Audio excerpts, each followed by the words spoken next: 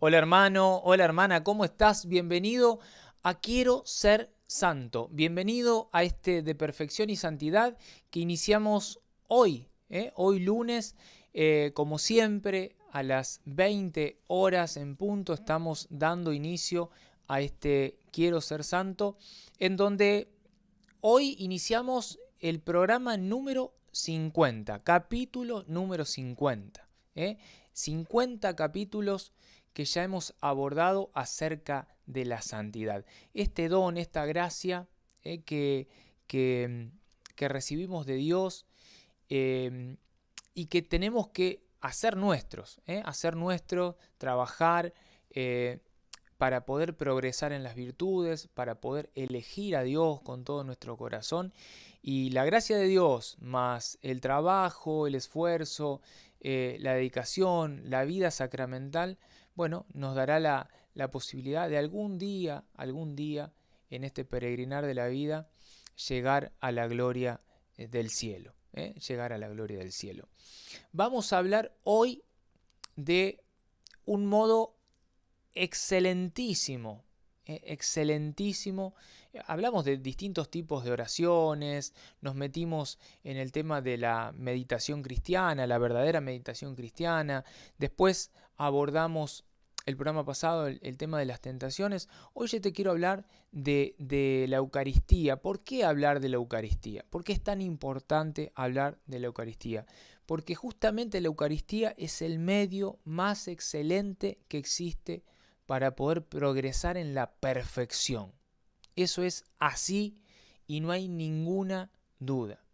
Muchos de nosotros queremos ser santos y nos olvidamos de la vida sacramental. La Sagrada Eucaristía es ese medio más excelente que existe.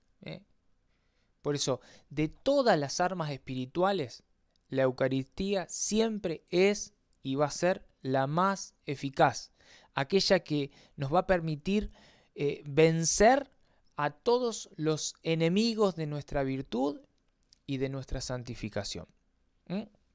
Los demás sacramentos, que son importantísimos, esto lo aclaro, reciben toda su fuerza. O sea, no estamos hablando de la Eucaristía, estamos hablando ahora de los demás sacramentos. Los demás sacramentos reciben toda su fuerza en los méritos de Cristo, de la gracia que Él nos ha obtenido y de su poderosa intercesión a favor nuestro. Pero la Eucaristía, a diferencia de los otros sacramentos, la Eucaristía no recibe la gracia de Cristo, sino que la Eucaristía contiene al mismo Jesucristo. ¿Te das cuenta la diferencia? Una diferencia abismal. Los demás sacramentos, como te decía recién, reciben todos los méritos, toda su fuerza a través de la gracia que Jesús nos obtiene en favor nuestro. La Eucaristía es el sacramento de sacramentos porque la Eucaristía contiene al mismo Jesucristo. O sea, la Eucaristía es Jesucristo. Ahí está su cuerpo, su sangre, su alma y su divinidad.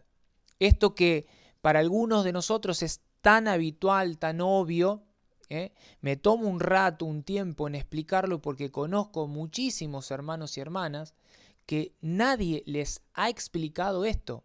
Personas que entran hoy al templo y se pasan en las imágenes de los santos rezando, y no saben que ahí en el sagrario, donde está esa lucecita prendida, de la cual ya hemos hablado en programas pasados, ahí está vivo, presente, realmente su cuerpo, realmente su sangre, realmente su alma y realmente toda su divinidad.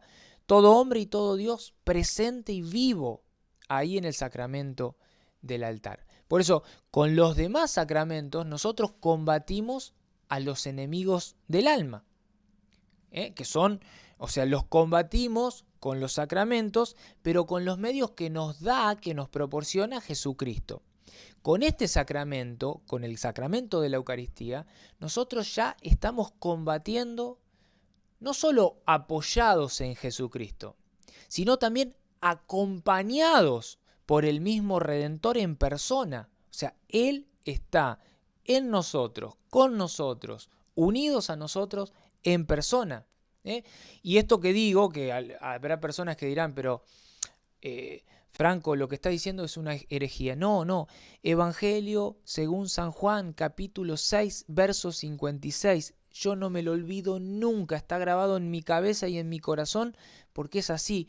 Jesús dio una palabra de promesa. Quien come mi carne y bebe mi sangre, Eucaristía, Eucaristía. Quien come mi carne y bebe mi sangre, permanece en mí y yo en él.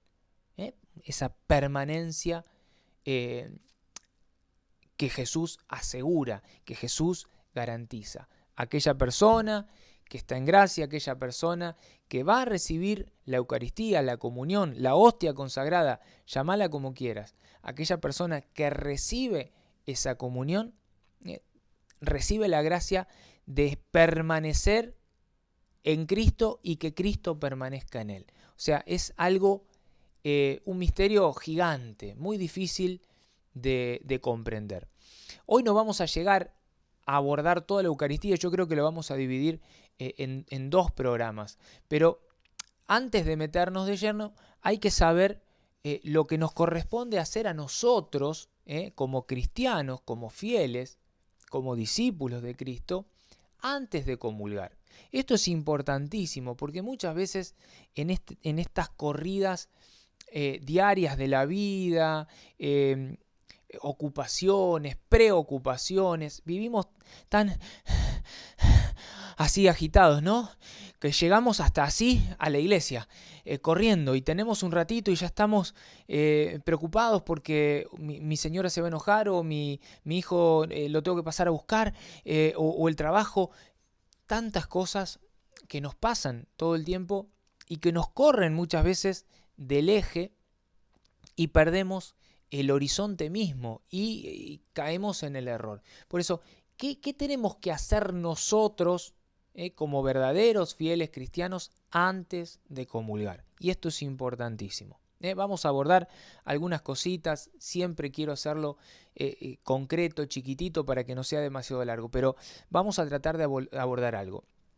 Primero, si nosotros en nuestro corazón, si nosotros en nuestra alma tenemos un pecado mortal, y lo vamos a poner así, lisa y llanamente, vas a ver que algunos van a decir, tenemos una falta grave. Si nosotros tenemos un pecado mortal, es indispensable, es necesario que primero nos confesemos. Pero yo quiero comulgar, pero a mí me corresponde, y yo tengo derecho, porque si la vecina aquella, porque si aquel muchacho que hace esto, que hace aquello, y estamos siempre mirando hacia afuera y mirando muy poco hacia adentro. O sea, si estás con una falta grave, si estás en pecado mortal, te conviene.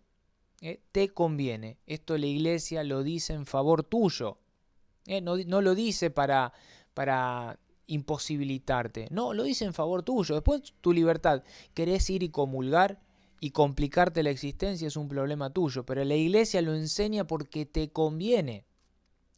¿Y por qué lo enseña la iglesia? ¿No ves que la iglesia se le ocurre, esto es un invento del Papa? No, hermano, hermana, no es así. Esto está grabado a fuego en la Sagrada Escritura.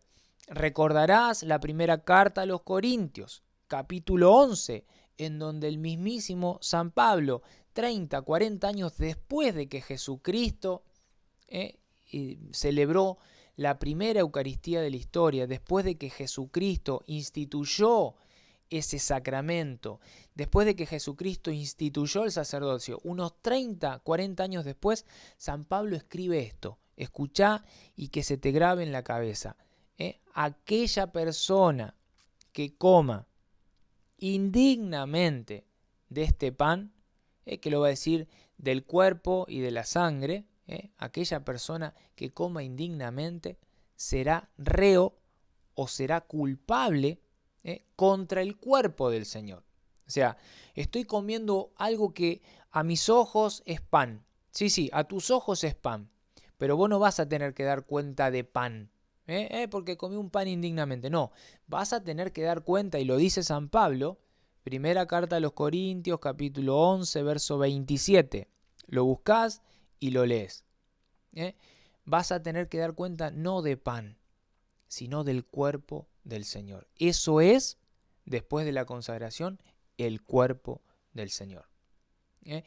¿Y qué pasa, Franco? A ver, si yo solo tengo pecados veniales, una mentirita piadosa, lo que se dice ahí afuera, que en realidad de piadoso no tiene nada, pero ¿qué pasa si yo tengo solo pecados veniales? ¿Qué tengo que hacer? Bueno, tengo que preocuparme, más bien ocuparme, de poder pedir verdadero perdón al Señor, porque esas cositas que nosotros vemos como pequeñas infidelidades, ya sea de palabra, de pensamiento o de obra, o sea, que hemos cometido o que cometemos a diario, necesitamos pedirle perdón. No, pero el Señor ya me perdona. No. Necesitamos pedirle perdón, porque primero hay que arrepentirse. Hay que arrepentirse. El Señor no puede perdonar a una persona que no se arrepiente. O sea, si no te arrepentís, es imposible. Ahora, si vos te arrepentís, va a pasar, se va a cumplir lo que dice el Salmo 51. O sea, un corazón humillado, arrepentido, Dios no lo desprecia. ¿Qué es lo que Dios no desprecia? Un corazón humillado y arrepentido. O sea que es necesario hacer ese acto de fe, ese acto de reconocimiento del error, de mi pecado, por más insignificante que parezca, ofendí a Dios y por lo tanto necesito humillarme, necesito reconocerme pecador, y poder así mover el corazón a pedirle al Señor perdón. Señor, te pido perdón. Te pido perdón. No solo por la ley, te pido perdón porque sé que te ofendí. Te pido perdón. Estamos hablando este acto que es necesario hacerlo antes de ir a comulgar.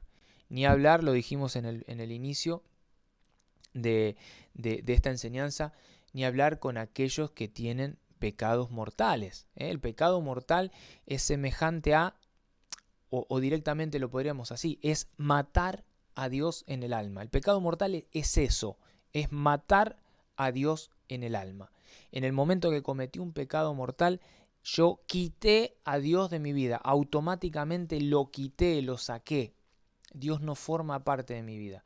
Por eso es tan mucho más importante poder reconocer eso y poder dar paso a un verdadero arrepentimiento y acudir ahí, sí, al sacramento de la reconciliación, de la confesión o de la penitencia, como lo quiera llamar, para poder, ante un sacerdote ordenado, pedirle al Señor que me perdone de esa falta grave. Y poder pensar, cuando voy a recibir la Eucaristía, ¿no?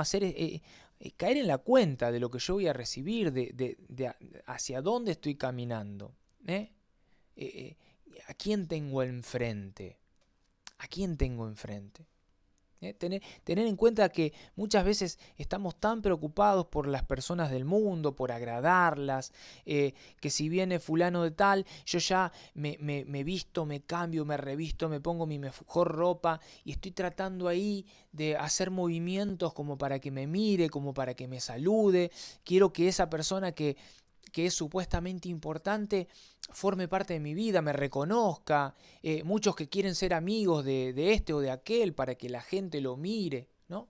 Bueno, pensar y caer en la cuenta, yo estoy caminando a recibir al Señor de los señores, a la persona que me pensó desde toda la eternidad y la persona que formó todo, creó todo lo que existe. O sea, inclusive creó a esa supuesta persona que a mí me interesa que me salude. O sea, caer en esa cuenta, ¿no? Y muchas veces vamos sucios de pecado. Y cuando hablamos de pecado, poder saber qué es el pecado. No hemos hablado nunca en profundidad. Pero el pecado es para que lo podamos observar, porque muchas veces hay que bajarlo a una realidad que todos conocemos para poder entenderlo en profundidad. No sé si te habrá pasado, si vivís en una ciudad, probablemente no. Nosotros que vivimos más en lugares que hay zonas de campo, despobladas y demás, aquí solemos ver muy seguido animales que se han muerto. Una vaca, un caballo, un puerco, cerdo, chancho, como le llames en el lugar en donde vivís, una gallina, un gallo, que ha muerto y que está ahí en descomposición, en plena putrefacción. Y ese olor que emana es insoportable, es un hedor que no se soporta, es horrible. Uno ve eso que está completamente, ha perdido la forma inclusive que tenía de ese animal. Si era un caballo, ha perdido la forma de caballo, está todo inflado, todo podrido, y emana un olor horrible. Bueno, el pecado es eso. El pecado hace eso en tu alma. El pecado hace eso en tu alma. Vos no lo ves, vos no lo sentís, vos no sabés qué te pasa. Vos sabés que en lo aparente estás bien, está todo perfecto. Pero adentro, en tu interior, Dios que te está mirando, Dios ve eso. Conforme a la gravedad de tú o de tus muchísimos pecados, será mayor o menor ese olor, ese hedor, esa olor pestilente, insoportable. Perdóname que te lo diga así, pero es la verdad. Y nosotros tenemos que caer en la cuenta de esto, porque imagínate que cuando viene alguien, te lo decía recién, alguien importante, nos preparamos, nos perfumamos, nos lavamos los dientes, nos peinamos para ir a recibirlo. Y cuando vamos a recibir al Señor de los señores, al Creador del universo, a la persona más importante que existe y que va a existir jamás en la historia, vamos podridos, inmundos, sucios, con un olor desagradable. Así vamos a recibir al Señor. Por eso es tan importante caer en la cuenta de esto. Saber que Jesús viene siempre con muchísimo amor a nosotros. Él siempre viene con muchísimo amor. ¿Y nosotros cómo vamos a Él? Como te lo decía recién, sucios. Y muchas veces hasta con una frialdad horrible. ¿Cuántas personas que si yo alguna vez le preguntara, y perdón que lo diga así, pero cuántos de nosotros que si nos ponemos ahora a pensar, a ver, ¿cuántas veces en estos 20, 30, 40, 50 años que comulgo, cuántas veces me detuve en la comunión a decirle, te amo? Algo tan sencillo y tan simple. Señor, te amo. Señor, te amo. O sea, yo no vengo acá solo a alimentarme. Vengo acá porque te amo. O sea, ¿cuántas veces, hacete esta pregunta, cuántas veces le dije a Jesús que lo amo?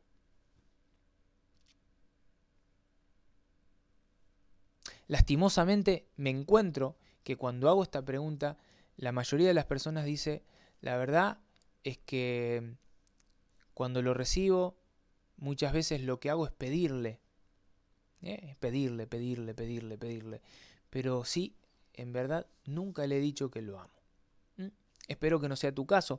Y si es tu caso, bueno, déjalo en los comentarios. No te preocupes. Lo importante es que de ahora en adelante puedas decirle, Señor, gracias.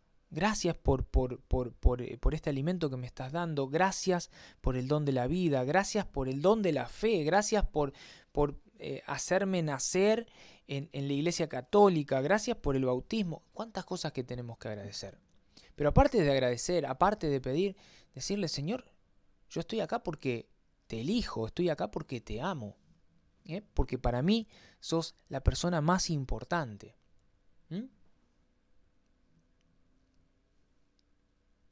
Y poder pedirle a Él. Esto también es importante, antes de ir a recibirlo. Hablamos del pecado, de no ir en pecado, pero también vamos a suponer que vos me decís, yo estoy confesado, estoy confesada. Lo que dijiste no me toca. Bueno, poder pedirle a Él que te ayude, que nos ayude en realidad a poder preparar bien su venida a nuestra alma, porque Él viene a nuestra alma. Es Él el que viene a nuestra alma. Hacer también el ejercicio, por ejemplo, de invocar a la Virgen María, a la Santísima Virgen María, a nuestro ángel de la guarda, que tampoco muchas veces nos valemos de él, para que nos consiga la gracia de prepararnos bien para recibir la Sagrada Comunión. Porque lo estamos diciendo, es Sagrada Comunión. Y quien peca contra el cuerpo, la sangre, el alma y la divinidad de Dios, hermano, no querría estar en ese lugar. Y si estoy en ese lugar, Señor, por favor, sácame de ahí, ¿no? Y esto que te decía recién, de que venimos tantas veces apurados, corriendo, escapándonos de las ocupaciones, de las obligaciones, que en realidad tenemos que volver y que no nos podemos hacer el tiempo, ¿no? El poder caer en la cuenta de que no nos conviene pasar rápidamente de mi labor diaria, de mi ocupación diaria, a la misa, a recibir a Jesús en la Eucaristía. Porque si yo no dedico unos minutos para preparar mi alma, no dedico unos minutos para preparar mi corazón, nos pasa esto, no caemos en la cuenta de qué es lo que estamos recibiendo, no caemos en la cuenta de frente a quién estamos, no caemos en la cuenta de lo que estamos haciendo. O sea, estamos haciendo algo por mera costumbre, por una cuestión prácticamente rutinaria, y eso es gravísimo, hermano, eso es gravísimo. Por eso es importante prepararnos, reconocer qué es lo que vamos a recibir. Y cuanto mejor sea tu preparación, tu predisposición, tu apertura, tu oración, más grandes van a ser los frutos que vas a alcanzar a través de la comunión. También es importante, esto yo no lo hago, pero reconozco que es muy importante, valernos de la Eucaristía, de ese momento íntimo en donde Jesús está ahí, Jesús está acá, está en mí, está en mi alma. En ese momento tener alguna intención verdaderamente importante para poner en cada comunión. Ejemplo. O sea, hoy voy a ofrecer mi comunión para pedirle, por ejemplo, al Señor que me conceda la victoria sobre ese defecto que yo tengo que me domina. Nosotros sabemos cuál es nuestra pierna más corta, sabemos cuál es de dónde nos tira el enemigo, sabemos cuál es aquel pecado en el que incurrimos con mayor facilidad, aquella cosa que más nos cuesta cambiar. Poder pedirle en ese momento, Señor, no quiero faltarte el respeto, no quiero faltar a esta comunión, pero quiero aprovechar este momento en el que estoy con vos para poder pedirte que me ayudes a dominar ese defecto que sabes que yo tengo. Sabes que yo lo tengo. Y así, cada vez que vas a comulgar, poder pedirle al Señor, un día que te aumente la fe, otro día que te haga obtener verdadero interés, amor por la caridad, por el prójimo. Eso que muchas veces nos provoca rechazo, digo porque me ha pasado antes de empezar a ir al geriátrico, me pasaba esto, que me generaba mucha repulsión. De hecho, iba y salía de ahí, me sentía sucio y me quería lavar, lo confieso así públicamente. Y hoy por hoy es algo que me apasiona hacer. De hecho, yo veo a alguien que está enfermo, a alguien que la está pasando mal, y siento un amor que me nace desde adentro, que yo digo no es mío, o sea, es algo que no es mío. Entonces pedirle al Señor eso, ¿no? Señor, en esta Eucaristía te pido que me concedas esa gracia de poder tener verdadero amor por el prójimo. ¿Mm? O a cuántos que tendrán que pedir, por ejemplo, por el don de la paciencia. Esto que decir, soy una persona tan impaciente, o soy irascible, qué sé yo. Poder usar ese momento de intimidad con el Señor, en donde el Señor está ahí, vivo y presente, en ese santísimo sacramento del altar, que vino a mi vida, que está en mi alma, y que yo tengo ese ratito para poder hablarle de tú a tú y decirle esto, ¿no? Esto que estamos hablando.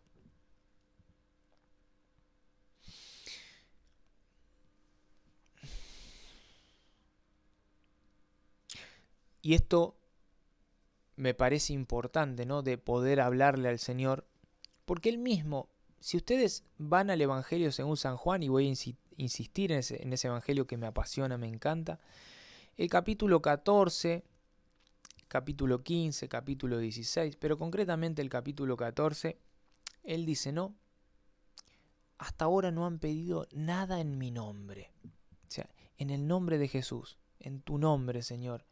Bueno, Él dice, hasta ahora no han pedido nada en mi nombre.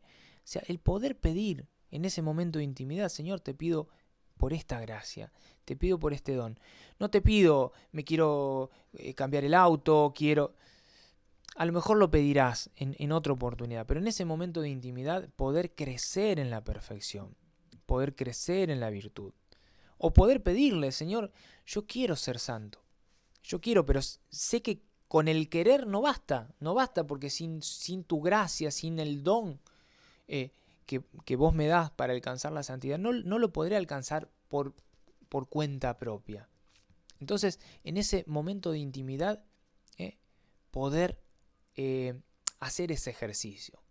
San Juan capítulo 14, verso 13, si me piden algo en mi nombre, yo lo haré. Pedirle en su nombre, tan importante, pedirle en su nombre. Y esto que te voy a decir es importante, no te lo olvides.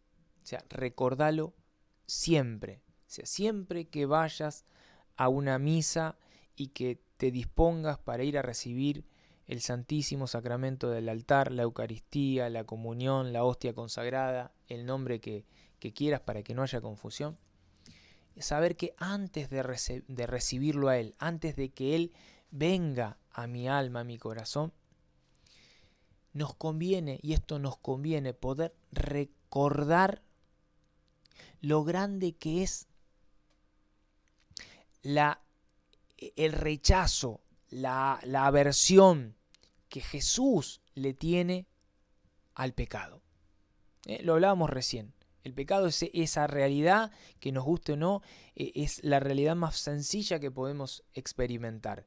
Carne en putrefacción, algo podrido, pescado podrido, pollo podrido, lo que vos hayas visto alguna vez en tu vida como verdaderamente podrido y maloliente, eso es el pecado. Bueno, el Señor tiene rechazo, el Señor tiene aversión al pecado. De hecho, el Señor y el pecado no comulgan, no hay comunión ahí posible. De hecho, le tiene total asco. Estamos hablando de la absoluta pureza de Dios versus la absoluta y abismal impureza del pecado. O sea, dos cosas que es como la luz y la oscuridad. No se puede. El pecado y la gracia no se puede. La pureza y la impureza no se puede. No se puede. Por eso, toda esa mancha del alma, todo ese pecado, toda esa maldad que puede estar en mí, antes de ir a recibir la Eucaristía, poder hacer este acto de poder reconocer. Y si yo reconozco que estoy así, no comulgar. O hay otra forma que ya te la voy a explicar en un próximo programa, porque ya estamos 30 minutos y quiero cerrar. Próximo programa me comprometo a hablar de eso, de la otra forma que podés utilizar, emplear cuando estés con pecado. Vamos a suponer que estás con pecado y no hay sacerdote que te confiese. ¿Y qué hago? Bueno, espera el próximo programa y el próximo programa te enterás. Es algo que conocemos todos, pero si no lo conoces, vas a esperar hasta el próximo programa.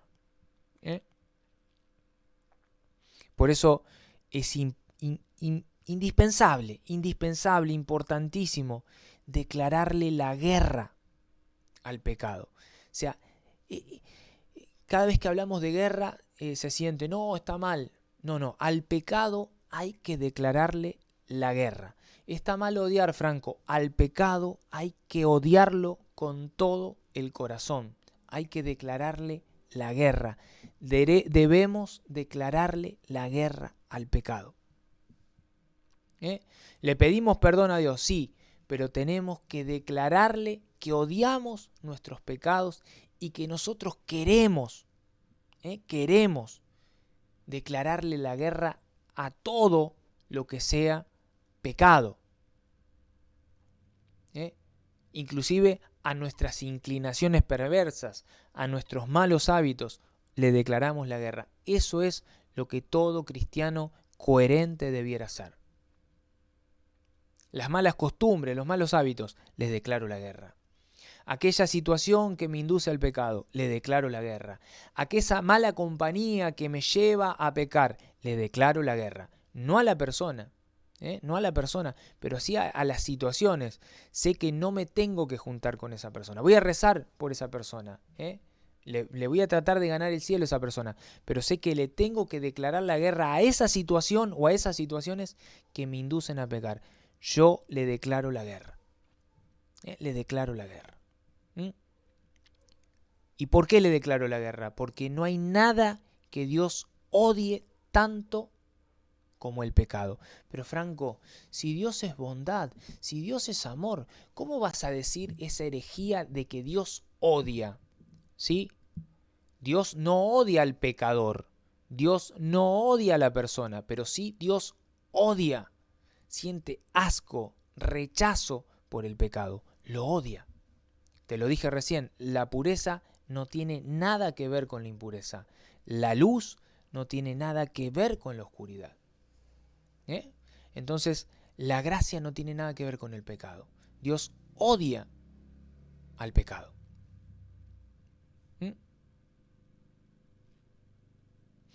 Caer en la cuenta de esto, hermano.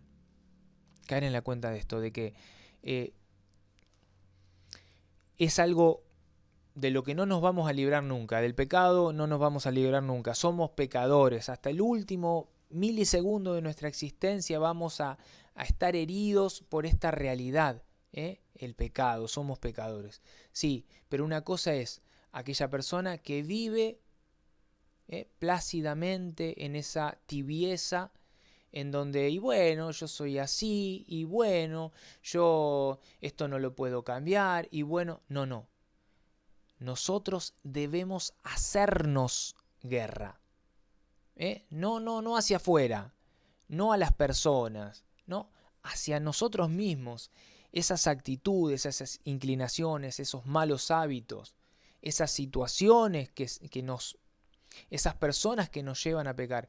A todas esas situaciones debemos hacerle guerra. Repito, no a las personas, a aquellas cosas que nos inducen a pecar. Y ni hablar al pecado. Tenemos que tratar de erradicarlo. La persona que custodia el alma, la persona que vigila como ese soldado que está ahí, apostado, vigilante, haciendo en su puesto de guardia durante toda la noche, y podrá advertir si entra algún enemigo. Aquella persona que duerma plácidamente y que no esté atento, no esté expectante, no esté vigilante, y no podrá advertir cuando algún enemigo se quiera meter en la vida. Por eso poder custodiar el alma, custodiar el corazón y poder caer en la cuenta de que necesitamos adquirir, comer, alimentarnos de aquel pan nuestro de cada día que se nos ofrece siempre, todos los días, en cada parroquia del mundo, ese santísimo sacramento del altar, que es el mismísimo Jesucristo en persona, ¿eh?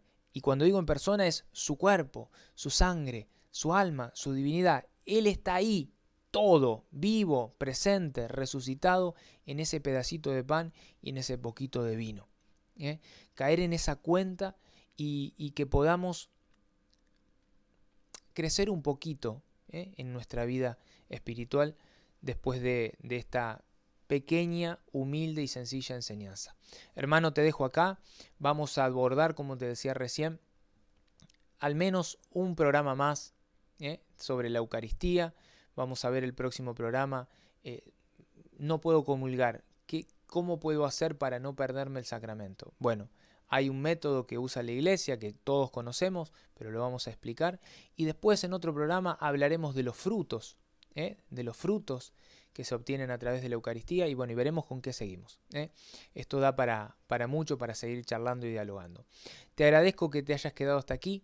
Te quiero mucho, valoro muchísimo que me sigas, que me acompañes, que comentes, que compartas, porque la verdad que lo hacemos esto con muchísimo respeto, con muchísimo amor y uno se siente reconfortado cuando sabe que alguien está ahí, que está presente y que no solo está presente, sino que esto le sirve para el crecimiento de su vida espiritual.